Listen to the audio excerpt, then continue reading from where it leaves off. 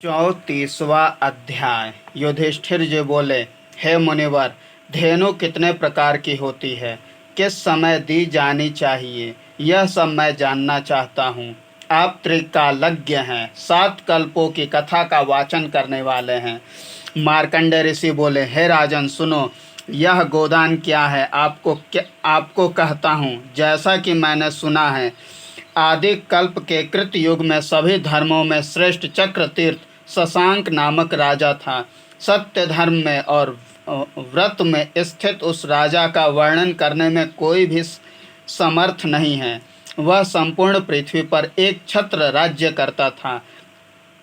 नौखंड द्वीप पृथ्वी पर वह इस प्रकार राज्य करता था जैसे इंद्र अमरावती पर। कुरुक्षेत्र में हरिश्चंद्र ने सत्य धर्म में लगे हुए मुदगल आदि 108 ब्राह्मणों को राहु सूर्य समागम पर विधिवत पूजन कर अत्यंत श्रद्धा पूर्वक स्वर्ण से लदी हुई रत्नों से विभूषित असंख्य गायों का दान किया। परम सिद्धि देने वाले भगवान शिव तथा भगवान विष्णु का पूजन कर सरस्वती के तट पर तिल चावल दर्भ सहित दान के प्रभाव से उसने सारे लोक को जीत लिया। सत्य दान क्षमा त्याग यज्ञ आदि से अलंकृत हरिश्चंद्र के समान न कोई राजा हुआ और न होगा। इस प्रकार इंद्र आदि ने उनके यश का गान किया है। शशांक भी यह सब नर्मदा तट पर करता था। अमरकंटक पर्वत पर दान यज्ञ तप करते हुए महात्मा ब्राह्मणों को अर्ध प्रसूता गायें दान की। इस दान के प्रभाव से उस राजा के सभी पाप नष्ट हो गए। स्वर्ण के सिंग वाले, चांदी के खुर बछड़े सहित कांस्य में दूध देने वाली, पीठ पर ताम्र पृष्ठ, घंटियों सहित रेशमी वस्त्र से ढके हुए, रत्नों से ढके हुए, नेत्रों से नर्मदा जल से स्नान किए हुए, तिल कुश युक्त ओमकार और अमरकंठ तीर्थों के मध्य इस प्रकार की गायें हजारों संख्या में कोटि तीर्थ में स्वयं दान की। इसी समय दुर्देव से दुंदुभि ने स्वर्ग में आक्रमण कर दिया। वह उसी समय यान में बैठकर मणिगण से युक्त समीपस्थ असंख्य विमान वालों द्वारा प्रार्थना किए गए आत्मपत्र धारण किए हुए बंदी गणों से चवर ढुलाए गए हजारों योजन तक हरिश्चंद्र स्वर्ग में स्थित हुए और शशांक नीचे पृथ्वी पर। उसे उसके इस प्रकार कार्य करते देखकर विस्मय से निंदा करने लगा। शशांक द्वारा राहु सोम समागम होने पर महानदी के तट पर दिया गया दान सामान्य नहीं था। हरिश्चंद्र दुखी होते हुए जहाँ लोकेश्वर प्रभु थे वहाँ ब्रह्मलोक को गए। प्रणाम और अभिवादन कर पूछा, हे पितामह, शशांक ने दान से देवों को जीत लिया है। हे ब्राह्मण, क्या यह कुरुक्षेत्र से विशेष है? रेवा तट पर अमरेश्वर नामक तीर्थ है। तब ब्रह्मा जी ने कहा, मैं किसी भी मनुष्य को किसी के समान नहीं मानता हूँ। हरिश्चंद्र के यह वचन सुनकर ब्रह्मा जी पुनः राजा हरिश्चंद्र से बोले, हे राजेंद्र, दुख मत करो, कर्म की गति गंभीर है। शशांक जैसा राजा मैंने न तो देखा है और न सुना है। उसके बारे में मैं कहने में असमर्थ हूँ। पूर्व में अनेक चक्रवर्ती राजा हुए हैं। अमरकंटक पर्वत पर वसु विधान से, हे राजन, स्वर्ग को प्राप्त किया है। मैं यह सत्य कहता हूँ, त्रेता युग में मैंने उत्तम तीर्थ की तुलना की है। अयुत से अधिक अमरकंटक तीर्थ पर राहु सूर्य समागम पर, सरस्वती, कुरुक्षेत्र, नैमिषारण्य, पुष्कर, गया, इन सब तीर्थों से लोग स्नान करने आते हैं। हे नराधिप, नर्मदा तट पर करोड़ों तीर्थ हैं। वाराणसी आदि तीर्थों से तुलना की जाए तो इस ओमकार कोटि तीर्थ के समान कोई तीर्थ नहीं है। कुरुक्षेत्र प्रसिद्ध मात्र है, लोक यात्रा का प्रवर्तक है। जिन्होंने पुराण नहीं सुना है, यदि परम पद की इच्छा है तो सभी कल्प में रहने वाली माता नर्मदा की सेवा कीजिए। ब्रह्मा के इस प्रकार के वाक्य सुनकर राजा हरिश्चंद्र भी आश्चर्यचकित हो गए। अयोध्या के राजा हरिश्चंद्र ब्रह्मा जी को प्रणाम कर प्रसन्न होते हुए अमरकंटक को गए और वहां पर कुछ काल तक ठहरकर दान देकर अमरेश्वर तथा नर्मदा की प्रसन्नता प्राप्त की। तथा शशांक राजा से अधिक पद और यश प्राप्त किया। यह सब कुछ मैंने वर्णन किया, पुनः अन्य वर्णन और करूँगा। 35वां अध्याय।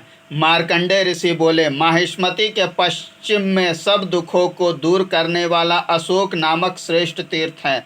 वहाँ मतंग ऋषि का सिद्ध तथा गंधर्वों से सेवित तीर्थ है। वहाँ स्नान कर अपने वैभव के अनुसार गौरी का पूजन कर शुक्ल पक्ष अथवा कृष्ण पक्ष की तृतीया तिथि में धूप दीप गंध अनेक उपहारों से दीपमाला से प्रबोधित करने वाले जो नारी भक्ति पूर्वक गौरी पूजन करती हैं, वे रूप सौभाग्य से युक्त पति को प्राप्त करती हैं, पुत्र धन धान्य को प्राप्त कर पति के साथ प्रसन्नता पूर्वक रहती हैं। मतंग नामक देवर्षि नर्मदा तीर पर रहकर कठिन तप करते थे। पूर्व में निषाद जन्म की जाति का स्मरण करते हुए विधि पूर्वक स्नान आदि करते थे। ऋषि महर्षि प्रसंग से नर्मदा दर्शन से पाप बुद्धि को छोड़कर धर्म बुद्धि को आश्रय कर मैं पापी हूँ, पाप रूप हूँ, प्राणियों की हिंसा में रुचि रखने वाला दुख सहित निषाद मैं क्या करूँ, पाप कुल में उत्पन्न हुआ।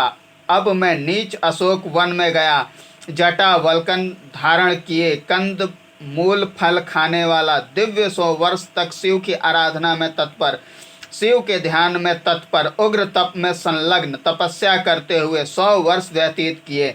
मंत्र जप विहीन शिव भक्ति में संलग्न अंतरिक्ष में स्थित आकाशवाणी ने कहा, षडाक्षर मंत्र का जप करो। शिव का ध्यान करते हुए ओम नमः शिवाय प्रणव अर्थात ओम सहित यह सर्वार्थ साधक श्रेष्ठ, सब विघ्नों को नष्ट करने वाला, सब पापों को नष्ट करने वाला, सब मंत्रों में श्रेष्ठ है। आकाशवाणी सुनकर कहा, इस मंत्र का जप करते हुए मेरा जन्म सफल हो गया तथा भगवान शिव प्रसन्न है। भगवान महेश्वर उसकी अनन्य भक्ति जानकर देवाधिदेव भगवान महेश्वर ने प्रकट होकर मतंग ऋषि से कहा, आपकी तपस्या से मैं प्रसन्न हूँ, वरदान मांगिए। मतंग ऋषि बोले, हे देव, यदि आप मुझ पर प्रसन्न है और मुझे वरदान देना चाहते हैं तो यह स्थान मातंग तीर्थ के रूप में प्रसिद्ध हो। चांडाल सौपच कोई भी पाप योनि में प्राप्त जपादि से रहित होते हुए भी सारे पापों से मुक्त हो और आप यहाँ सदा विराजमान रहे और आपका नाम मातंगेश रूप में प्रसिद्ध हो। नर्मदा तीर पर आश्रम बनाकर स्नान कर जो शिव की अर्चना करेगा वह सभी बंधनों से मुक्त होगा। हे महेश्वर, आपकी कृपा से बस यही वरदान आपसे मांगता हूँ। भगवान शिव जी बोले, मेरी कृपा से तुम्हारी सभी इच्छाएं पूर्ण हो। ऐसा कहकर भगवान शिव अपने उत्तम स्थान कैलाश को चले गए और मतंग ऋषि भी वर प्राप्त कर शिवलोक को चले गए। तीर्थ के प्रभाव से दिव्य भोग भोगने के लिए हे राजन, चैत्र मास की अमावस्या, कृष्ण पक्ष की चतुर्दशी, इन तिथियों में किया गया हवन, दान, जप, ध्यान, देवार्चन, स्नान, प्रार्थना आदि सब अक्षय होते हैं। तिलोदक प्रदान करने से पाप योनि को प्राप्त होने पर भी उत्तम योनि को प्राप्त करता है तथा सत्तु गुड़ घी मिश्रित पिंडदान पितृगण को प्रसन्न करता है। उसके पितृगण तृप्त होते हैं। जब तक दिशाएं रहेगी तब तक तिल चावल के मिश्रण से शिवलिंग को पूर्ण करना चाहिए।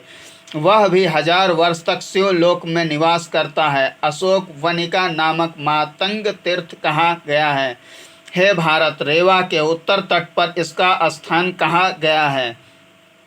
36वां अध्याय। मार्कंडेय ऋषि बोले, अब मैं दूसरे माता नर्मदा के दक्षिण तट पर मृगवन नामक सब पापों को नष्ट करने वाले तीर्थराज का वर्णन करता हूँ। वहाँ स्नान कर शंख चक्र गदा धारण करने वाले भगवान विष्णु की एकादशी को निराहार जितेंद्रिय होकर पूजा अर्चना करने, धूप दीप गंध नैवेद्य से पूजन कर, एक ब्राह्मण को भोजन कराने से 1 लक्ष ब्राह्मणों को भोजन कराने के बराबर फल होता है।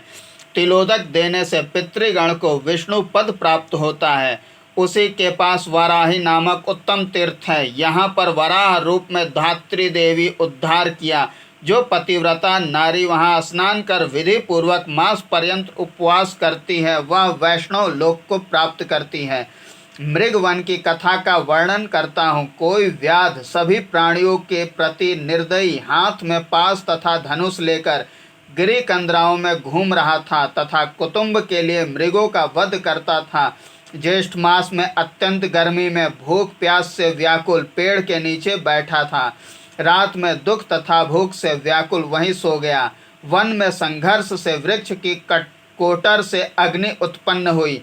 वन के सहित व्याध जल गया तथा संपूर्ण मृगवन व्याध सहित भस्मीभूत हो गया।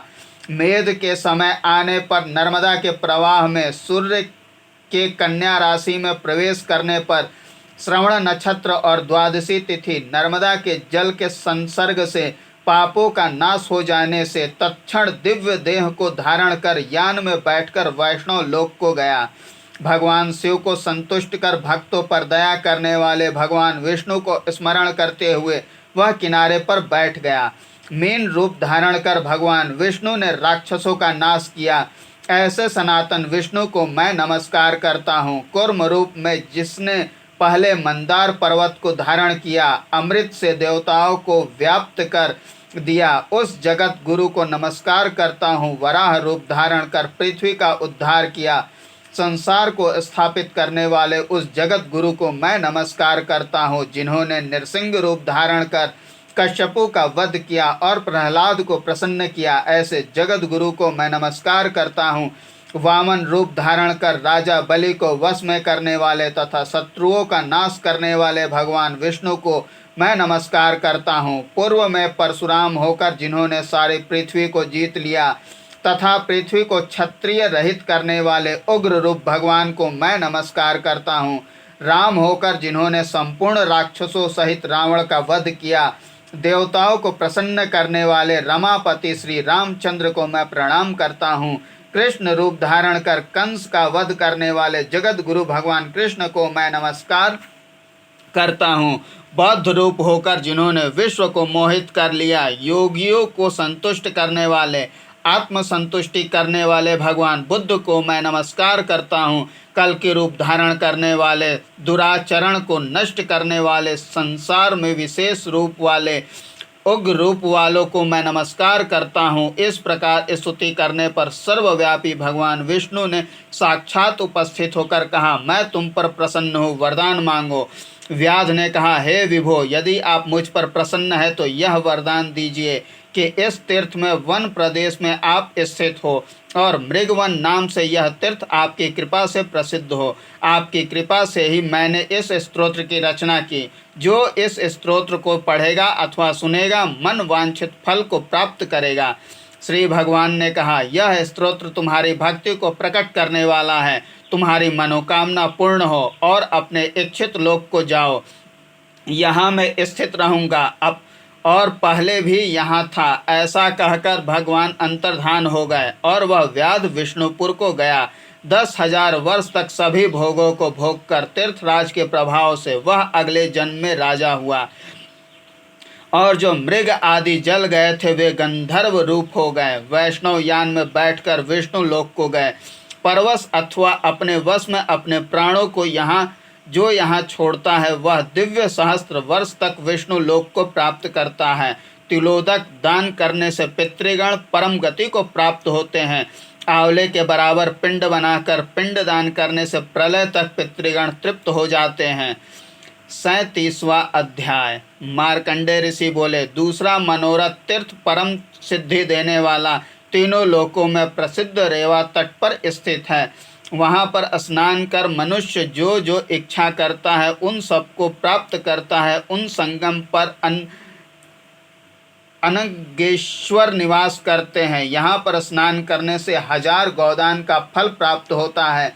यहाँ स्नान मात्र से मनुष्य गाढ़पत्य प्राप्त करता है। मंगलवार को चतुर्थी का योग होने पर स्वर्ण पुरुष बनाकर रक्त वर्ण वस्त्र से वेष्टित कर घृत से पूर्ण ताम्र पात्र में गुड़ रखे, उस पर स्वर्ण पुरुष को स्थापित करे और विधि पूर्वक पूजन करे। पूजन के पश्चात वह सब ब्राह्मण को अर्पित करे। इस प्रकार दान करने से आधे इंद्रासन का भागी होता है। दान स्वभाव से ही श्रेष्ठ होता है, किंतु इस क्षेत्र में दिया गया दान क्षेत्र प्रभाव से विशेष श्रेष्ठ होता है, इसलिए हमेशा दान करना चाहिए। पाप नाश के लिए माता नर्मदा की सेवा करना चाहिए, क्योंकि पाप तीव्र दुख देने वाले होते हैं। अतः पाप नहीं करना चाहिए, क्योंकि पाप आत्म पीड़ाकर होते हैं। जिस काल और देश में जैसा पाप किया जाता है, वैसा शुभाशुभ फल भोगना पड़ता है। हे पार्थ, सब शास्त्रों का यही निर्णय है कि माता नर्मदा तथा शिव की पूजा करना चाहिए, पितृगण के लिए तर्पण करना चाहिए, भिक्षुओं को भिक्षा देना चाहिए, सभी प्राणियों पर दया करना चाहिए। यही नर्मदा आख्यान का कथन है। यह नर्मदा पृथ्वी पर सभी प्राणियों को शरण देने वाली है। जल रूप में यह देवी संसार पर कृपा करने वाली है। स्थावर, जंगम तथा चारों प्रकार के प्राणी जगत के लिए माता नर्मदा उद्धार करने वाली है। 38वां अध्याय। मार्कंडेय ऋषि बोले, हे युधिष्ठिर, पूर्व में रंती देव चक्रवर्ती राजा थे। मेधवन यज्ञ पर्वत पर आश्रित है। रति का कुल देव असुर ना मानुष पिता से छोड़ी गई गायों से मारा गया। गौ चांडाल जिसके द्वारा मारे गए, वे भी श्रेष्ठ गति को प्राप्त करते हैं। काटने वाले विषैले प्राणियों से अथवा पशुओं से पापियों की ही मृत्यु होती है। विष्णु को बलि प्रदान करने तथा क्रिया करने से, तीर्थ में पिंड प्रदान करने से वे श्रेष्ठ गति को प्राप्त करते हैं। दधीची नामक राजऋषि अवंती का राजा था, सभी धर्मों का रक्षक, इंद्र के समान पराक्रमी, अपने पुत्र को राज्य देकर वन में चला गया। वन में रहते हुए तप करने लगे। इसी समय देवता और दानवों में युद्ध प्रारंभ हो गया। उस युद्ध में देव पराजित हो गए। दानव देव और ब्राह्मणों का वध करने लगे। पाप दोष से वे भृत्य पुत्र स्त्री सहित नष्ट हो गए। देवता प्रसन्न होने लगे। वे सब विंध्य पर्वत पर गए, जहाँ कल्पगा नदी बह रही थी। दधीची राजा को समर्थ जानकर देवताओं ने राजा को रक्षा के लिए अनेक अस्त्र शस्त्र प्रदान किए तथा अस्त्रों को देखकर देवता प्रसन्न होते हुए अपने अपने स्थान को गए। देवता भी निर्भय युद्ध रहित अस्त्रों को संचित कर सुख से स्वर्ग का उपभोग करने लगे। दधीची देवताओं को गर्वोन्नमत जानकर साप के भय से नमस्कार कर प्रभाव से शक्तियों को शरीर के भीतर प्रविष्ट कर लिया। कुछ समय पश्चात दानवों की वृद्धि हो गई। जृंभ, कुंभ, हैग्रीव आदि बल से अत्यंत गर्व करने वाले अति उग्र दानवों को उत्पन्न हुआ जानकर देवताओं ने कठिन समय को स्मरण कर आयुधों के लिए महर्षि नारद को दधीची ऋषि के पास भेजा। अवंती वन में देवर्षि नारद राजा के पास पहुँचे। मुनि को आया हुआ देखकर राजा ने पाद्य अर्ध आदि से आदर पूर्वक ऋषि की पूजा की। सुख पूर्वक बैठे हुए मुनि से राजा ने कुशल क्षेम पूछी। हे मुनिवर, आप देवलोक से मनुष्य लोक में किस लिए पधारे हैं? नारद जी बोले, देवताओं और दानवों का युद्ध प्रारंभ हो गया है, अतः आप शस्त्रों को प्रदान कीजिए। आप धर्मपरायण हैं, बस इतना काम कीजिए। दधीची ऋषि बोले, हे देवर्षि, देवताओं के हितकारक कार्य सुने। देवताओं का शीघ्र ही नाश होगा, दानवों का शीघ्र ही नाश होगा।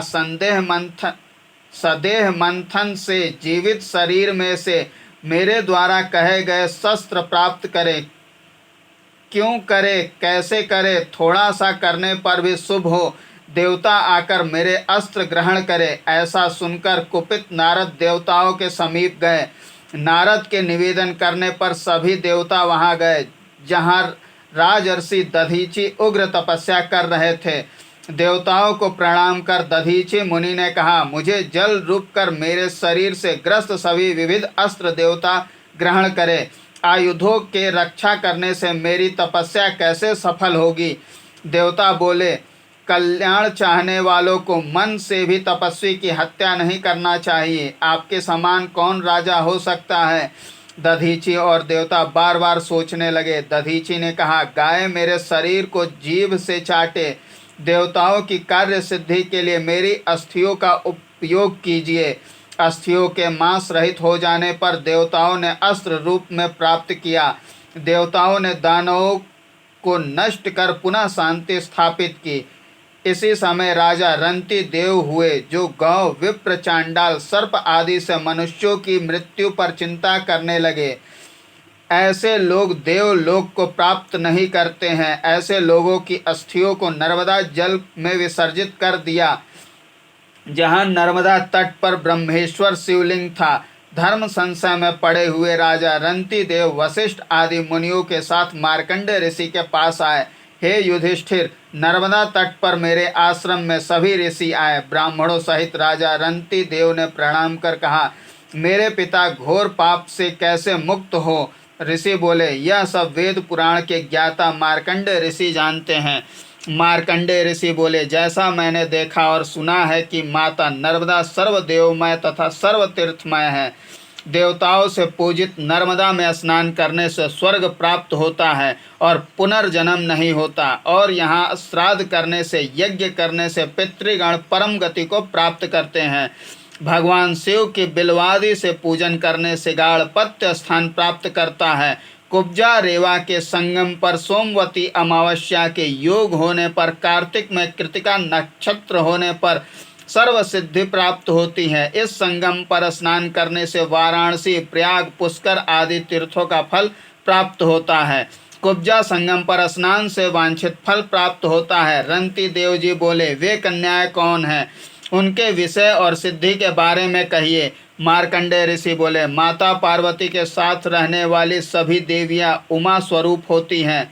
कदाचित पार्वती क्रोधित हो गई। साप के भय से सभी ने कुब्जा संगम पर आकर स्नान किया। बिल्व, आम्र आदि से भगवान शिव की पूजा की और अलग अलग सिद्धि प्राप्त की।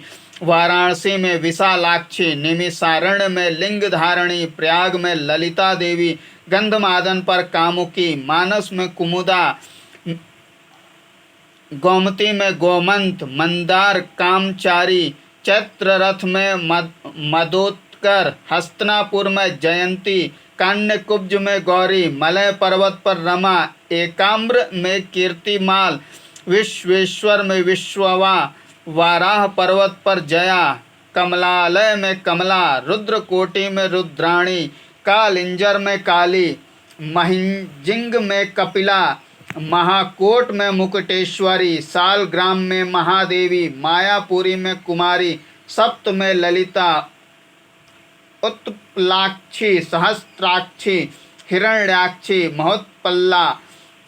महोत्पला, गया में मंगला, पुरुषोत्तम में विमला, विपाशा में मीनाक्षी, पांडुवर्धन में पांडला, सुपार्श्व में नारायणी, त्रिकूट में भद्र सुंदरी, विपुल में विपुला, मलयाचल में कल्याणी, कोटि तीर्थ में कोटवी, माधव वन में सुगंधा, गोवाश्रम में संध्या, गंगा द्वार में रति प्रिया, शिव कुंड में शुभानंदा, देवकी तट पर नंदिनी, द्वारिका में रुक्मिणी, वृंदावन में राधा, मथुरा में देवकी, पाताल में परमेश्वरी, चित्रकूट में सीता, विंध्य पर्वत पर विंध्यवासिनी, सहयाद्री में एक वीरा, हरिश्चंद्र में चंद्रिका, राम तीर्थ में रमणी, यमुना में मृगावती, कोल्हापुर में महालक्ष्मी, विनायक में रुमा देवी, वैद्यनाथ में आरोग्या, महाकाल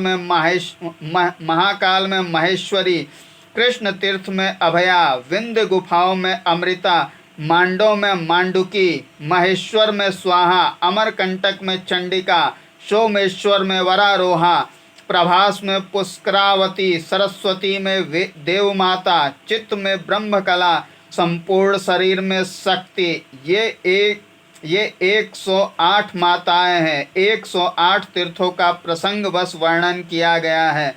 जो इनका पाठ करता है वह मनोवांछित फल प्राप्त करता है। इन तीर्थों में जो स्नान कर इनका दर्शन करता है वह परम गति को प्राप्त करता है। जो भगवान शिव के सामने तृतीया या अष्टमी को 108 बार पाठ करता है वह पुत्रवान होता है। श्राद्ध काल में, गोदान, विवाह में या मंगल कार्य में देवार्चन विधि में पाठ करने पर ब्रह्मत्व को प्राप्त करता है। मार्कंडेय ऋषि बोले, अत्यंत पुण्यवान रेवा तट पर पितृगण के मोक्ष की इच्छा से श्राद्ध करना चाहिए, विशेषकर कुब्जा रेवा संगम पर। यह सुनकर रंती देव भी वशिष्ठ सहित मार्कंडेय जी को नमस्कार कर अपने स्थान को चले गए। तथा श्राद्ध के समय यज्ञ काल आने पर बहुत गुण वाले तथा बहुदक्षिणा वाले यज्ञ को किया। ब्राह्मणों को असंख्य दान दिया। इंद्र आदि ने साक्षात आकर बलि को ग्रहण किया। ब्रह्मा विष्णु महेश्वर का एक साथ पूजन किया। अमरकंटक पर माता नर्मदा की अर्चना की। कुब्जा रेवा जहाँ से प्रवाह निकलता है वहाँ की पूजा की। हे युधिष्ठिर, वहाँ पितृगण को अनेक श्राद्ध दान से तृप्त किया और वे परम गति को प्राप्त हुए। सभी देवताओं ने रंती देव से कहा, हे राजन, तुम्हारे इस दान से हम प्रसन्न हैं, वरदान मांगो। रंती देव ने कहा, यदि आप मुझे वर देना चाहते हैं तो वेद पाठी ब्राह्मणों ने यज्ञ में कलह किया है, ज्वलंत काला नल के समान लिंग में बदल जाए। पर्वत के प्रवाह से जो निकले हैं अथवा स्नान से निकले हैं, शिव शिल्प से बनाए गए हो, वे सब पापों का हरण करें, ऐसा मैंने वरदान मांगा। सभी देवता अपने अपने यान में चढ़कर अपने स्थान को चले गए। रंती देव भी अपने पितृगण का उद्धार कर तथा प्रयत्न पूर्वक भगवान शिव की स्थापना कर कामग नामक यान पर आरूढ़ होकर अपने स्थान को गया। मार्कंडेय ऋषि बोले, कार्तिक मास में सोमवती अमावस्या के योग होने पर जहाँ जो दान दिया जाता है वह सब पापों को नष्ट करने वाला है। 1.25 करोड़ तीर्थों का कुब्जा रेवा समागम पर यह दक्षिण और उत्तर के मध्य कोस भर दूर है। जो भी मनुष्य यहाँ अवस अथवा 100 वर्ष से प्राण त्याग करता है वह हजारों वर्ष तक विद्याधर धाम में निवास करता है। कुब्जेश्वर बिल्लव आम्रक से सिद्ध शिवलिंग मोक्षप्रद तथा ब्रह्म हत्या को भी नष्ट करने वाला है। इस तीर्थ के श्रवण अथवा कीर्तन करने से मनुष्य सब पापों से मुक्त होकर शिवलोक को प्राप्त करता है। मार्कंडेय ऋषि बोले, नर्मदा के दक्षिण तट पर विराजित देवताओं से पूजित सभी पापों को हरण करने वाले अन्य तीर्थों का वर्णन करता हूँ।